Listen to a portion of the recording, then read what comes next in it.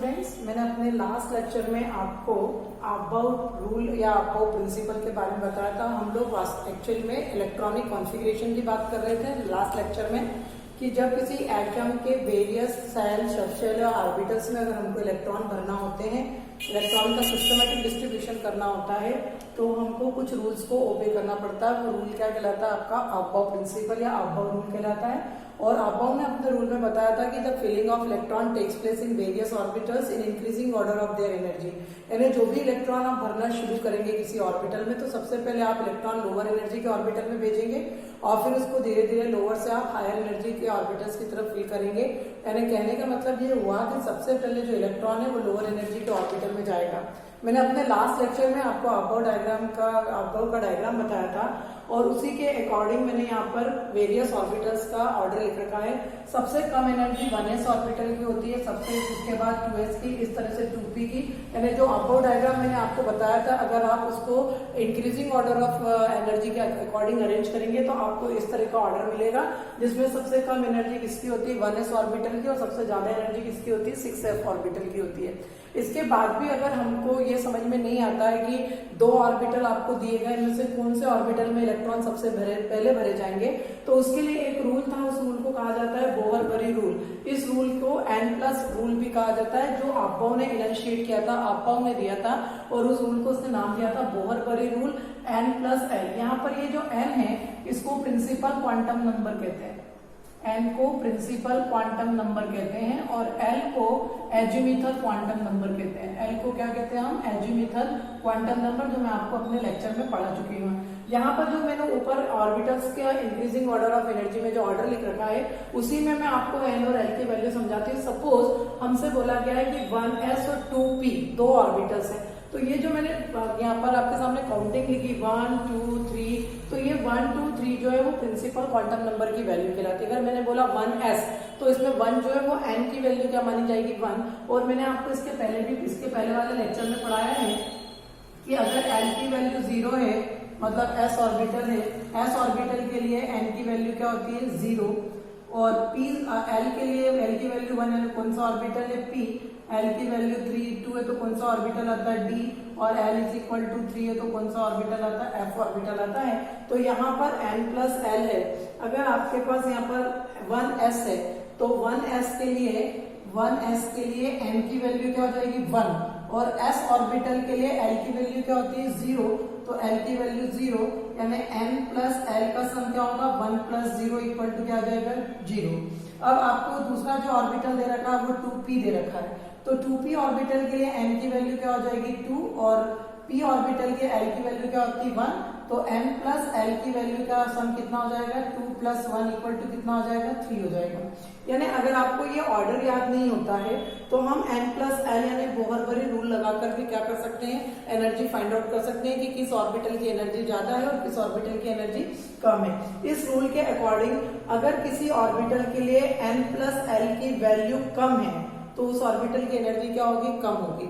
For example यहाँ पे मैंने आपको बताया 1s और 2p के लिए, 1s के लिए n+l की वैल्यू 0 आ रही है और 2p के लिए n+l की वैल्यू 3 आ रही है। मतलब 0 और 3 में 0 क्या है? लेस है, तो इसका मतलब 1s की एनर्जी क्या है? कम है, और 2p की एनर्जी क्या है? ज्यादा है। यानी जब आप इलेक्ट्रॉन भरना शुरू करोगे, तो सबसे पहले इलेक्ट्रॉन आप 1s ऑर्बिटल में भेजोगे, उसके बाद अगर आपके पास इलेक्ट्रॉन आते हैं तो आगे आप 2s में डालोगे, इलेक्ट्रॉन भरोगे, और 2s के बाद किस में भेजोगे? आप 2p में भेजोगे। तो जब आपको ऑर्बिटल्स की एनर्जी नहीं पता हो कि किस ऑर्बिटल की एनर्जी कम है और किस ऑर्बिटल की एनर्जी ज्यादा है, तो बोहर-बरी रूल, जिसको हम n+l रूल भी कहते हैं, वो हमको इस चीज में हेल्प करता है एनर्जी को फाइंड आउट करने में। यहाँ पर n जो है वो प्रिंसिपल क्वांटम नंबर की वैल्यू है, l जो है वो एजीमिथल क्वांटम नंबर की वैल्यू है। n+l रूल को बोहर-बरी रूल भी कहते हैं, जिसको अबाउ ने इनिशिएट किया था या अबाउ ने इंट्रोड्यूस किया था। अब इसके अनुसार अगर किसी ऑर्बिटल के लिए n+l की वैल्यू लोअर है, तो उस ऑर्बिटल की एनर्जी क्या होगी? कम होगी। लेकिन यहाँ पर एक प्रॉब्लम और हम फेस करते हैं कि कई केस में n+l की जो वैल्यू होती है वो दोनों अलग अलग ऑर्बिटल्स के लिए n+l की वैल्यू क्या आ जाती है? सेम आ जाती है। फॉर एग्जाम्पल 3p और 4s, हमको पता करना है कि 3p की एनर्जी कम है या 4s की एनर्जी कम है, तो हम n+l रूल यहाँ पर लगाएंगे। तो यहाँ पर 3p ऑर्बिटल के लिए n की वैल्यू क्या हो जाएगी? 3, और p ऑर्बिटल के लिए l की वैल्यू क्या होती है 1, यानी n प्लस l का सम कितना आएगा 4। उसी प्रकार 4s ऑर्बिटल के लिए अगर हम n प्लस l का रूल लगाएं तो n की वैल्यू क्या हो जाएगी 4, और s ऑर्बिटल के लिए l की वैल्यू क्या होती है 0, तो n प्लस l का सम कितना आया 4। यानी 3p ऑर्बिटल के लिए भी n प्लस l की का सम 4 आ रहा है, और 4s ऑर्बिटल के लिए भी n प्लस l का सम 4 आ रहा है। तो जब दो डिफरेंट ऑर्बिटल्स के लिए n प्लस l का सम सेम आता है, तो जिस ऑर्बिटल के लिए n की वैल्यू कम होती है उसकी एनर्जी क्या होती है, कम होती है। एक बार फिर मैं आपसे बोल रही हूँ कि जब आप किसी दो ऑर्बिटल्स के लिए n प्लस l का सम फाइंड आउट करते हो और n प्लस l की वैल्यू दो अलग अलग ऑर्बिटल्स के लिए सेम आती है सॉरी, जैसे यहाँ 3p और 4s है, तो 3p ऑर्बिटल के लिए n प्लस l की वैल्यू 4 आ रही है, 4s ऑर्बिटल के n प्लस l की वैल्यू क्या आ रही है 4 आ रही है, दोनों के लिए n प्लस l का सम 4 आ रहा है। तो उसमें 3p के लिए n की वैल्यू क्या है 3 है, और 4s के लिए n की वैल्यू क्या है 4 है। तो जिसके लिए n की वैल्यू कम होगी उस ऑर्बिटल की एनर्जी क्या होगी, कम होगी, यानी 3p की एनर्जी 4s से क्या होगी, कम होगी। तो n प्लस l रूल इसको कहते हैं कि अगर किसी ऑर्बिटल के लिए n प्लस l की वैल्यू का सम क्या आ रहा है लेस आ रहा है, तो उस ऑर्बिटल की एनर्जी क्या होगी, कम होगी। लेकिन ये भी देखने में आता है कि दो अलग अलग ऑर्बिटल्स के लिए n प्लस l की वैल्यू का जो सम है वो सेम आता है, तो उस केस में जब वैल्यूज n प्लस l की सेम आए तो उस केस में हमको प्रिंसिपल क्वांटम नंबर की वैल्यूज को देखना है। जिस ऑर्बिटल के लिए प्रिंसिपल क्वांटम नंबर की वैल्यू कम होगी उस ऑर्बिटल की एनर्जी क्या होगी, कम होगी। जैसे 3p और 4s के लिए n प्लस l का सम 4 होता है और 4s के लिए भी n प्लस l का सम 4 होता है, तो उस केस में हम प्रिंसिपल क्वांटम नंबर की वैल्यू को क्या करेंगे, कंसिडर करेंगे। तो 3p ऑर्बिटल के लिए प्रिंसिपल क्वांटम नंबर की वैल्यू 3 है और 4p और 4s ऑर्बिटल के लिए 4 है। तो 3 क्या है 4 से कम है, इसलिए 3p की एनर्जी क्या हो जाएगी, कम हो जाएगी, किससे 4s ऑर्बिटल से। तो ये था आपका अबोव प्रिंसिपल जिसके अंतर्गत मैंने आपको बोहरबरी रूल समझाया। ये पहला रूल था इलेक्ट्रॉनिक कॉन्फ़िगरेशन को लिखने के लिए, जिसमें हम इलेक्ट्रॉन को लोअर एनर्जी ऑर्बिटल से भरते हुए हायर एनर्जी ऑर्बिटल की ओर बढ़ेंगे। इसके बाद सेकेंड रूल जो आता है वो है आपका Hund's rule of maximum multiplicity. Hund's rule of maximum multiplicity, Hund's rule of maximum multiplicity, Hund's rule of maximum multiplicity, maximum multiplicity, Hund's rule of maximum multiplicity. अब इस रूल के अकॉर्डिंग मैंने आपको अपने लास्ट लेक्चर्स में पढ़ाया है कि जैसे p सबशेल होता है तो p सबशेल में 3 ऑर्बिटल्स होते हैं। कितने ऑर्बिटल्स होते हैं, 3 ऑर्बिटल्स। और मैंने आपको ये भी बताया था कि हम उन ऑर्बिटल्स को डायग्राम में बॉक्स के रूप में रिप्रेजेंट करते हैं। उसमें से एक ऑर्बिटल का नाम px, एक ऑर्बिटल का नाम py और एक ऑर्बिटल का नाम pz होता है। यानी p सबशेल में 3 ऑर्बिटल्स होते हैं, px, py और pz। और मैंने आपको ये भी बताया था कि एक ऑर्बिटल में मैक्सिमम 2 इलेक्ट्रॉन आते हैं। ऑर्बिटल में कितने इलेक्ट्रॉन आते हैं, मैक्सिमम 2 इलेक्ट्रॉन। यहाँ पर मैं एक बार फिर आपको रिवाइज करा दूं, शेल या ऑर्बिट में, ये तो हम 9th क्लास से पढ़ते आ रहे हैं कि शेल और ऑर्बिट में maximum number of electrons, maximum number of electrons जो होते हैं उसका फार्मूला होता है 2n square, where n is principal quantum number. इसकी वैल्यू 1 2 3 4 कुछ भी हो सकती है। और सब शेल के लिए, सब शेल में number of, maximum number of electrons जो होते हैं, मैक्सिमम नंबर ऑफ इलेक्ट्रॉन्स, उसके लिए फार्मूला होता है 2 ब्रैकेट के अंदर 2l+1। यहाँ पर l जो है वो एजिमिथल क्वांटम नंबर है। जैसे s ऑर्बिटल के लिए l की वैल्यू 0, p ऑर्बिटल के लिए l की वैल्यू, p सबशेल के लिए l की वैल्यू 1 और d सबशेल के लिए l की वैल्यू 2 और f सबशेल के लिए l की वैल्यू 3। तो उस हिसाब से इसमें आप सबशेल में मैक्सिमम नंबर ऑफ इलेक्ट्रॉन्स के लिए आपको ये फार्मूला लगाना है। और ऑर्बिटल के लिए मैक्सिमम इलेक्ट्रॉन्स जो होते हैं, ऑर्बिटल्स में मैक्सिमम नंबर ऑफ इलेक्ट्रॉन्स जो होते हैं वो 2 होते हैं। मैक्सिमम नंबर ऑफ इलेक्ट्रॉन्स की वैल्यू हमेशा क्या होती है 2। इसका मतलब एक बॉक्स में मैक्सिमम कितने इलेक्ट्रॉन भर सकते हो आप, 2 इलेक्ट्रॉन्स भर सकते हो। ये मैं आपको इसलिए बता रही हूँ यहाँ पर क्योंकि हुन्स रूल इसी चीज से रिलेटेड है। हुंड्स ने क्या बोला, the filling of electron takes place in orbitals.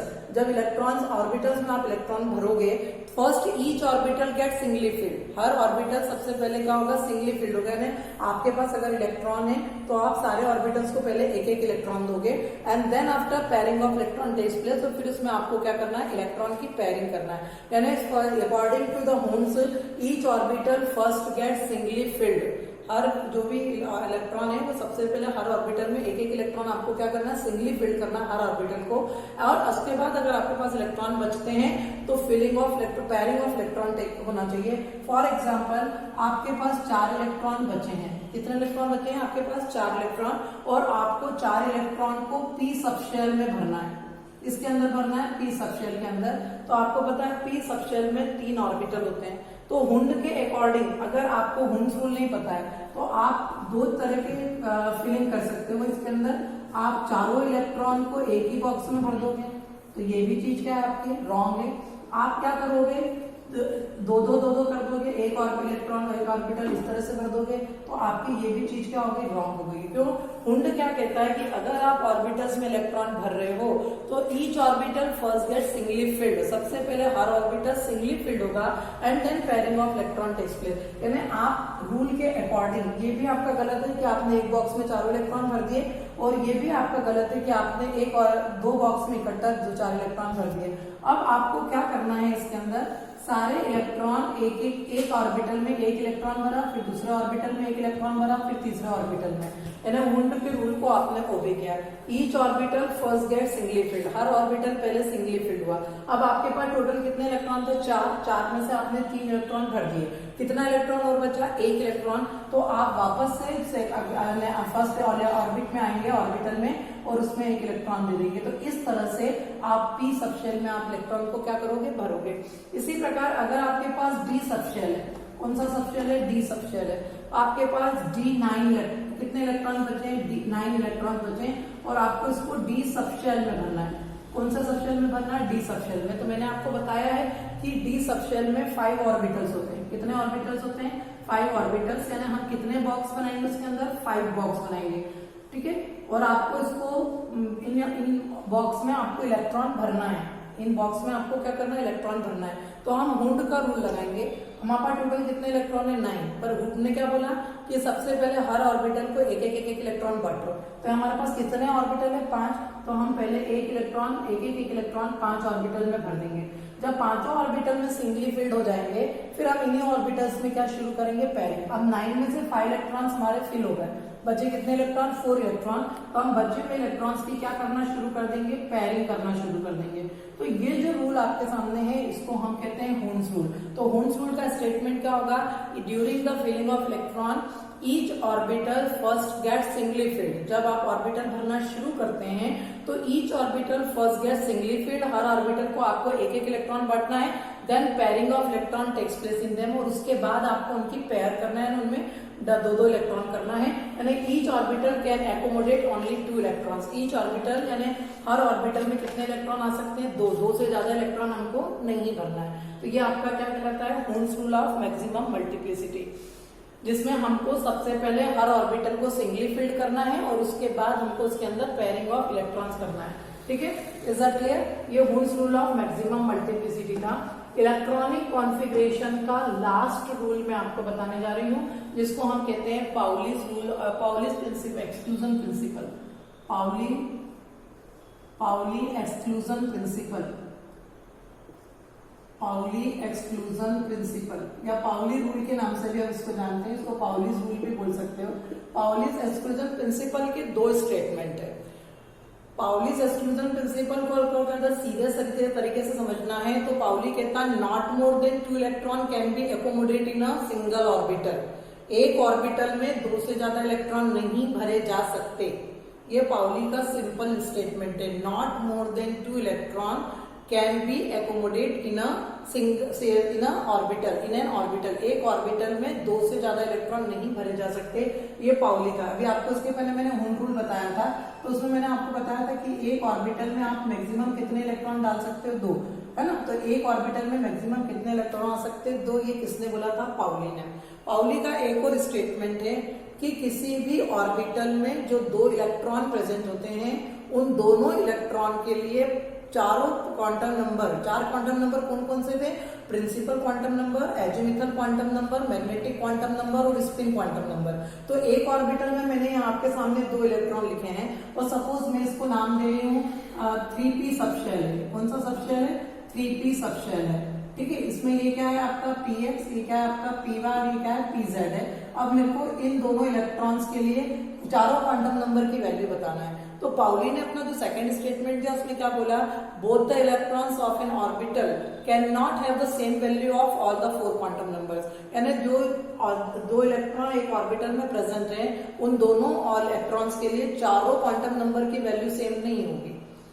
समझ में आया आपको? पाउली एक्सक्लूजन प्रिंसिपल के 2 स्टेटमेंट है। पहला स्टेटमेंट क्या है कि एक ऑर्बिटल में 2 से ज्यादा इलेक्ट्रॉन नहीं भर सकते, और उसी का एक और स्टेटमेंट क्या है कि एक ऑर्बिटल में 2 जो इलेक्ट्रॉन प्रेजेंट होते हैं उन दोनों इलेक्ट्रॉन्स के लिए चारों क्वांटम नंबर्स की वैल्यू सेम नहीं होती है। यहाँ मैं आपको उसको एक्सप्लेन करके बता रही हूँ। जैसे px है, यहाँ पर इस 3px है, क्या है ये आपका 3px है। तो इस आप ये वाले इलेक्ट्रॉन 2 इलेक्ट्रॉन जो है इनके लिए अपन प्रिंसिपल क्वांटम नंबर की वैल्यू निकालते हैं। तो पहले वाले इलेक्ट्रॉन जो अपवर्ड यानी क्लॉकवाइज डायरेक्शन है उसके लिए n की वैल्यू 3 रहेगी। तो डाउनवर्ड वाले के लिए भी प्रिंसिपल क्वांटम नंबर की वैल्यू क्या रहेगी? 3। फिर ये इसके लिए जो l की वैल्यू होगी वो p ऑर्बिटल के लिए l की वैल्यू क्या होती है? 1, और इसके लिए भी l की वैल्यू क्या होगी? 1। उसके बाद m की वैल्यू इसके लिए क्या होगी? अगर +1 होगी तो इसके लिए m की वैल्यू क्या होगी? -1, या अगर ये +-1 है तो ये भी +-1 हो सकता है। लेकिन मतलब अगर आप यहाँ पर देखें तो दोनों इलेक्ट्रॉन्स के लिए n की वैल्यू भी सेम है, l की वैल्यू भी सेम है और m की वैल्यू भी सेम है।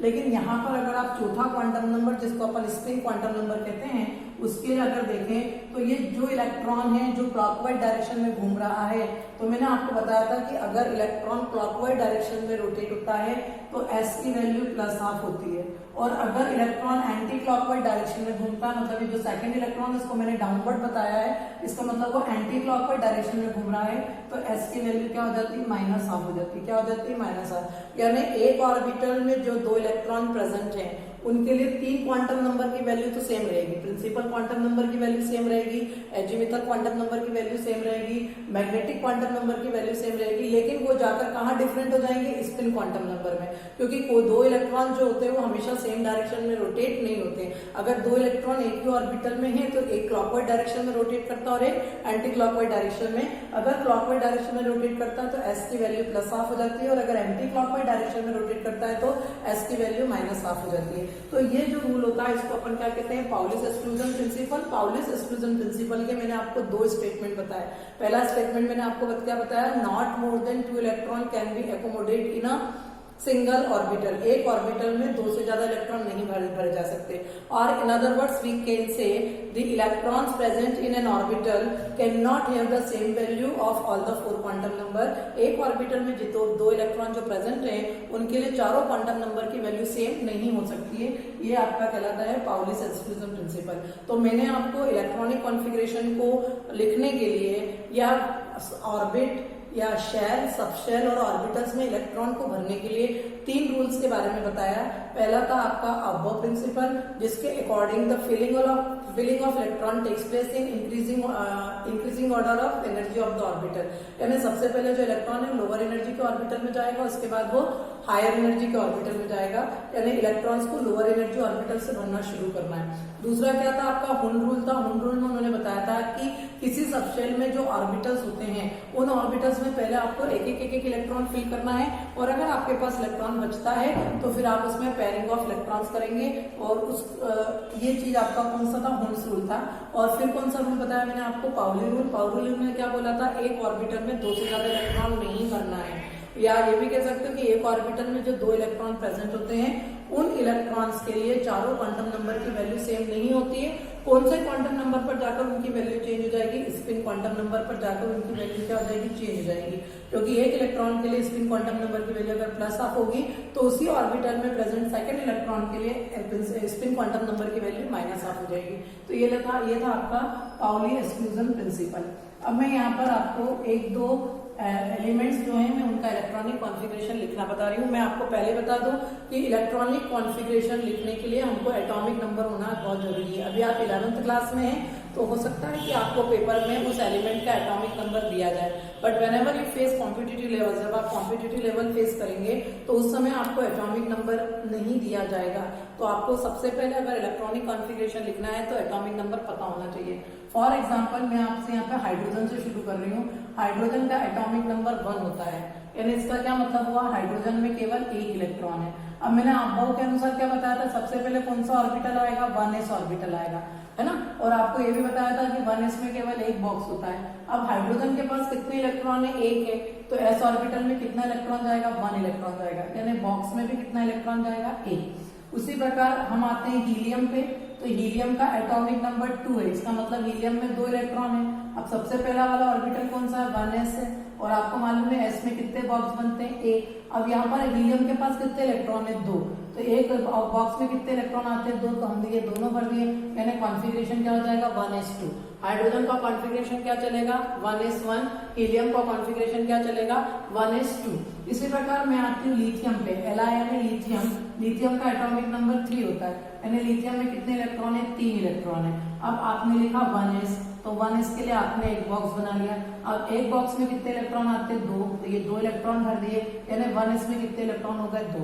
लेकिन लिथियम के पास कितने इलेक्ट्रॉन है, 3 में से 2 को हमने फिल कर दिया है, कहाँ पर, 1s ऑर्बिटल में फिल कर दिया। अब आपके पास अभी एक इलेक्ट्रॉन बाकी है, तो हम कौन से एनर्जी लेवल पर आएंगे, सेकेंड एनर्जी लेवल पर, और सेकेंड एनर्जी लेवल के कौन से ऑर्बिटल में आएंगे, s ऑर्बिटल में। कितने इलेक्ट्रॉन बचे, 3 में से 2 फिल हो गए, तो कितने बचे, 1, तो 2s1 हो जाएगा, यानी यहाँ पर हम एक बॉक्स और बनाएंगे और एक इलेक्ट्रॉन यहाँ भर देंगे, तो ये कौन सा हो जाएगा, 2s। तो लिथियम का इलेक्ट्रॉनिक कॉन्फ़िगरेशन क्या हो जाएगा, 1s2 2s1। उसी प्रकार मैं आपके पास आती हूँ बेरिलियम। बेरिलियम का एटॉमिक नंबर कितना होता है, 4, यानी उसके अंदर कितने इलेक्ट्रॉन है, 4 इलेक्ट्रॉन है। तो 1s में कितने इलेक्ट्रॉन भरेंगे, 2, तो ये मैंने 1s का बॉक्स बना लिया, इसमें 2 इलेक्ट्रॉन भर दिए। अब 4 में से कितने इलेक्ट्रॉन फिल कर दिए मैंने, फर्स्ट एनर्जी लेवल के s ऑर्बिटल में 2 इलेक्ट्रॉन फिल कर दिए। अब कितने और बचे, 2, तो 2 के लिए मैं कहाँ जाऊंगी, सेकेंड एनर्जी लेवल, यानी सेकेंड एनर्जी लेवल मतलब 2, और उसके कौन से ऑर्बिटल में जाऊंगी मैं, s ऑर्बिटल में। कितने इलेक्ट्रॉन बचे हैं मेरे पास, 4 में से 2 बचे हैं, तो मैं एक बॉक्स और बनाऊंगी। s में केवल एक ही बॉक्स होता है, इसलिए ये कौन सा हो गया आपका, 1s, और ये कौन सा हो गया, 2s। इसमें कितने इलेक्ट्रॉन भर सकती हूँ मैं, 2, तो यहाँ पर 2s में भी कितने इलेक्ट्रॉन हो जाएंगे, 2। तो बेरिलियम का जो इलेक्ट्रॉनिक कॉन्फ़िगरेशन होगा वो क्या हो जाएगा, 1s2 2s2। तो इस तरह से हमको इसका इलेक्ट्रॉनिक कॉन्फ़िगरेशन लिखना आना चाहिए। लेकिन मैं आपको यहाँ पर बता दूं, इलेक्ट्रॉनिक कॉन्फ़िगरेशन के लिखने के लिए पहली बात तो आपको एटॉमिक नंबर पता होना चाहिए, और दूसरा आपको अबोव डायग्राम याद होना चाहिए। अगर आपको अबोव डायग्राम याद नहीं होगा तो आप 1s के बाद 2p लिख दोगे, 2s के बाद 3s लिख दोगे, जबकि 2s के बाद क्या आता है, 2p आता है। तो अबोव डायग्राम को प्लीज याद रखना है आपको। मैं अपने नेक्स्ट लेक्चर में थोड़े से हायर एटॉमिक नंबर के एलिमेंट्स लेकर इलेक्ट्रॉनिक कॉन्फ़िगरेशन को डिस्कस करूंगी, तो प्लीज एटॉमिक नंबर याद करके आइएगा और अबोव का डायग्राम याद करके रखना, ठीक है। यहाँ पर ये आपको मैंने इलेक्ट्रॉनिक कॉन्फ़िगरेशन बताया। Thank you very much.